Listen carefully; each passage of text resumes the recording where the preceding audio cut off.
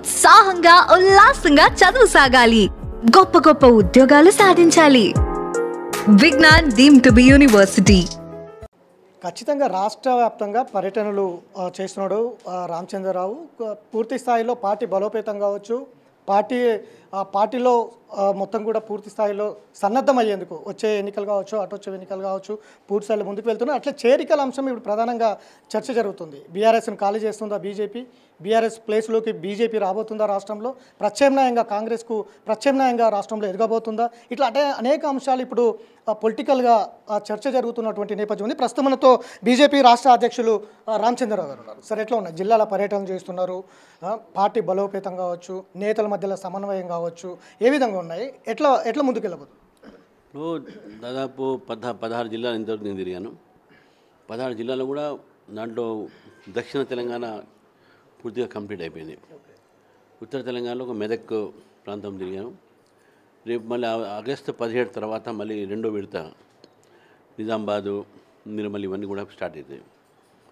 ఏదినప్పుడు కూడా భారతీయ జనతా పార్టీకు మంచి ప్రజల్లో ఆదరణ దొరుకుతుంది. ఈరోజు ప్రజలు ఆలోచిస్తున్నారు. కాంగ్రెస్ చూసాము, టీఆర్ఎస్ చూసాము, బీజేపీకి ఒక అవకాశం ఇద్దాము అనే ఆలోచన ఉన్నారు. సో ఈ యొక్క నా పర్యటనలో కూడా ఇది కార్యకర్తలు కూడా ఉత్సాహము, ప్రజలు కూడా బీజేపీకి మేము ఈసారి ఆశీర్వదిస్తాము, బీజేపీతో మేము ఈసారి కలిసి వస్తాము అని చెప్పి చాలామంది చెప్తా ఉన్నారు. కాబట్టి ఈ రాజకీయ పరిస్థితి ఈరోజు రాష్ట్రంలో ఇది కేవలం బీజేపీ ఒక రాజకీయ ప్రత్యామ్నాయం ఈ రాష్ట్రంలో అనేది ఒకటి ప్రజల్లో నాటుకున్నది. అది కాంగ్రెస్ పార్టీ అధికారం ఉంది కాబట్టి ఇప్పుడు కాంగ్రెస్ పార్టీ మాకు మెయిన్ రైవల్. ఇప్పుడు దీనికి కారణం ఏంటంటే ఇప్పుడు మీరు అన్నారు ఇంతకుముందు రెండో స్థానంలో మేము ఆల్రెడీ మేము రెండో స్థానంలో ఉన్నాం. మాకు 8 మంది ఎంపీలు వచ్చారు, గెలిచినాం. 2 ఎమ్మెల్సీలు గెలిచినాం. బీఆర్ఎస్ పోటీ చేయలేకపోయింది, క్యాండిడేట్ దొరకలేదు. తర్వాత మా ఓట్ షేర్ పెరిగింది గతం కన్నా. సో ఇప్పుడు బీఆర్ఎస్ 3వ స్థానం ఉన్నది. బీఆర్ఎస్ ప్రజలు ఇప్పుడు ఏం ఆలోచిస్తారు దాని గురించి? వాళ్ళ నేతలు, వాళ్ళ పేపర్ టైగర్లు, ట్విట్టర్ టైగర్లు, అంతేగానే వాళ్ళు ఇప్పుడు ప్రజల్లో లేరు. వాళ్ళ అంతర్గత కుటుంబ కళాలు ఎక్కువనే. సో కాబట్టి ప్రజలు బీజేపీ వైపు చూస్తూ ఉన్నారు. సరే, చేరికల అంశము ఇప్పుడు ప్రధానంగా బీజేపీ వైపుకు చూస్తున్నటువంటి నేపథ్యం, బీఆర్ఎస్ నుంచి పెద్ద ఎత్తున ఇవాళ బీజేపీ వైపుకు వస్తున్నారు అనేది కూడా చర్చ జరుగుతుంది. అందుకు గువ్వల బాలరాజు కావచ్చు, మిగతా అందరూ కూడా నిన్న పార్టీ ఆఫీస్కి రావడం కావచ్చు, ఈ అంశాలన్నీ కూడా ఇప్పుడు రాష్ట్ర వ్యాప్తంగా చర్చ జరుగుతున్నాయి. ఏం జరగబోతుంది, బీఆర్ఎస్ని ఏం చేయబోతున్నారు? అంటే బీఆర్ఎస్ మేము చేయాల్సి ఏం లేదు, వాళ్ళ ఉండాలే బీఆర్ఎస్ చేసిపోతారు బయటికి. ఎందుకంటే ఈరోజు ప్రజల్లో ఒక ప్రత్యామ్నాయంగా బీజేపీ ఉన్నప్పుడు రాజకీయ నాయకులు కూడా వాళ్ళ రాజకీయ భవిష్యత్తు కోసము ఆ పార్టీలో ఉంటే మాకు రాజకీయ భవిష్యత్తు లేదు కాబట్టి బీజేపీలో రావాలని చాలామంది ప్రయత్నం చేస్తాను. ఒక బీఆర్ఎస్ఏ కాదు, కాంగ్రెస్ పార్టీలో కూడా చాలామంది మాజీలు ఇప్పుడు ఉన్న వాళ్ళు కూడా చాలామంది ఆలోచిస్తారు. వాళ్ళ నాయకత్వం చూసిన తర్వాత అరే ఇక పార్టీ ముందుకు పోవట్లేదు, ప్రభుత్వం సరిగ్గా నడవట్లేదు, ప్రజలు ఇప్పుడే వ్యతిరేకంగా అయ్యారు మనకు అనే ఆలోచన ఉన్న వాళ్ళు చాలామంది ఉన్నారు. ఇటువంటి వాళ్ళందరూ కూడా కొత్త రాజకీయ ఒక పరిస్థితిలో ఒక కొత్త నూతనంగా రాజకీయ పార్టీకి చూడాలంటే అది బీజేపీ మాత్రమే. కాబట్టి గువ్వల బాలరాజుతోని అది ఎంట్రీ స్టార్టు, దానికి ఎండింగ్ ఉండదు. ఇక వస్తూనే ఉంటారు. చాలామంది మాత్రం సంపర్కంలో ఉన్నారు, వాళ్ళు వస్తారు, పార్టీలో చేరుతారు. ఎంతమంది ఉండొచ్చు? చాలామంది అన్నారు కదా. ఇప్పటికంటే మాకు చాలా మంది, నన్ను ఒక్కరితోనే 5 ఉన్నారు, మా వేరే లీడర్స్తో ఉన్నారు. నేను సంఖ్య ఇంత అంత అని చెప్పలేను. ఎప్పుడైనా ఎందుకంటే ఇప్పుడు ఎలక్షన్స్ ఏమి లేవు ఇమ్మీడియట్గా, ఇప్పుడు ఓన్లీ స్థానిక ఎలక్షన్స్ ఉన్నాయి. నేను ఎక్కడ పోయినా కూడా స్థానిక ఎలక్షన్స్లో ఎంపీటీసీలు, జెడ్పీటీసీలు అంతా చేరుతున్నారు. బీజేపీ వాళ్ళే మహబూబాబాద్ నుంచి ఒక అమ్మాయి లేడీ, ఇంకా మా జెడ్పీటీసీ మాజీ ఆమె బీజేపీలో మనం చేరింది. తర్వాత మన నల్ల మనోహర్ రెడ్డి అని పెద్దపల్లి చేరాడు, మన ఎంపీటీసీ మన మహబూబ్నగర్లో చేరారు.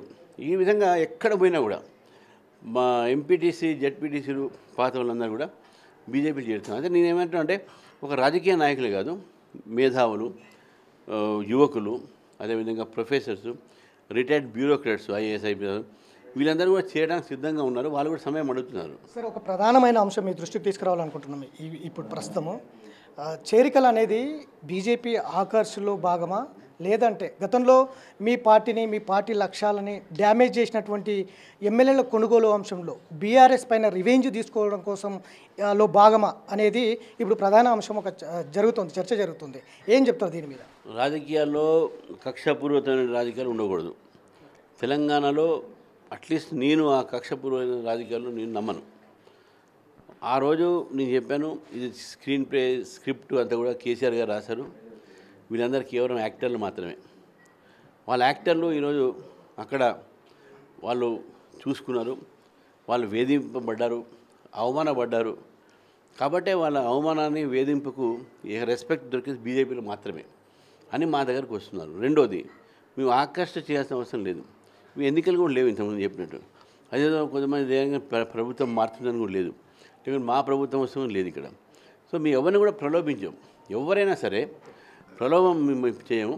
మీకు బీజేపీ సిద్ధాంతం నచ్చితే, మోదీ గారి నాయకత్వం నచ్చితే, మోదీ గారి విధానాలు నచ్చితే మా పార్టీలో రండి. ఎందుకంటే మా పార్టీ కూడా పెరగాలి కదా. మేము పెరగాలంటే మా కొత్త వాళ్ళు మాకు రావాల్సి ఉంది. కాబట్టి అందరినీ ఆహ్వానిస్తున్నాం. అందుకని నేను చెప్పాను, ఒక రాజకీయ నాయకులు కాదు, యువకులు, మేధావులు, రిటైర్డ్ బ్యూరోక్రాట్స్, డాక్టర్స్, ఇంజనీర్స్ వీళ్ళందరూ కూడా పార్టీలో చేరండి అని చెప్పి నేను బీజేపీ అధ్యక్షుడిగా అందరినీ ఆహ్వానిస్తున్నాను. సార్, నేను ఎందుకు ఈ అంశం ప్రస్తావన మేము ముందుకు తీసుకొచ్చామంటే, ఎమ్మెల్యేల కొనుగోలు అంశంలో ఒక్కొక్కరికి 100 కోట్ల రూపాయలు ఆఫర్ చేశారనేది ఒక ఎలిగేషన్ ప్రధానంగా బీజేపీ. సో అందులో ప్రధానంగా మొదటి విడతగా 4 ఎమ్మెల్యేలను మీరు టార్గెట్ చేశారనేది. సో అప్పుడు వీడియో ఆడియోలు బయటికి రావడంతో అది సైలెంట్లో పడిపోయింది. కొన్నాళ్ళ తర్వాత, దాదాపు 3-4 ఏళ్ల తర్వాత అందులో ప్రధానంగా ఉన్నటువంటి వ్యక్తి గువ్వల బాలరాజు మీ పార్టీలోకి ఇవాళ రావడంతో మళ్ళొకసారి అది తెర మీదకి వచ్చింది. అందులో ఆ ఒప్పందంలో భాగమే ఇవాళ గువ్వల బాల మీ పార్టీలోకి వచ్చారు. నెక్స్ట్ మిగతా వాళ్ళు కూడా రేగా కాంతారావు కావచ్చు, పైలట్ రోహిత్ రెడ్డి కావచ్చు, వీళ్ళందరూ కూడా మీ పార్టీలోకి రాబోతున్నారు అనేది కూడా ఉంది. ఆ ఒప్పందంలో భాగమే అనేది ప్రధానమైన చర్చ. అందుకే మీ దృష్టికి తీసుకొస్తున్నాం. దీని మీద ఏం చెప్పారు? ఇప్పుడు ఎవరెవరు చేరుతున్నారు ఏంటనేది ఇంకా జాబితా ఏమీ బయట పెట్టలేదు.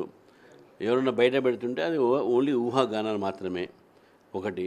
రెండోది 100 కోట్లు ఇస్తారు, అది ఇస్తారని చెప్పేసి ఇవన్నీ స్క్రీన్ ప్లేలో భాగం. నేను చెప్తున్నాం, ఏ రోజు కూడా బీజేపీ ఎవరైనా తీసుకుంటే బేషరతుగా తీసుకుంటుంది, అన్కండిషనల్ తీసుకుంటుంది.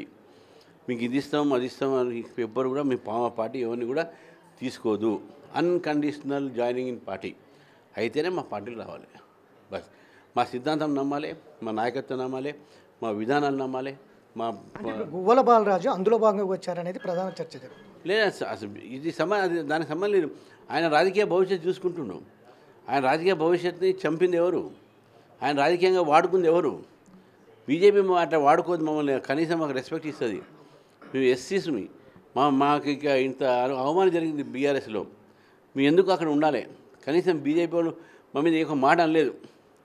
మేము బీజేపీలో ఉంటే మాకు న్యాయం జరుగుతుంది భయంతో వాళ్ళ ఒక ఆలోచనతో మా దగ్గర వస్తున్నారు. అక్కడ ఉంటే భయం వాళ్ళకు, ఇక్కడ ఉంటే న్యాయం.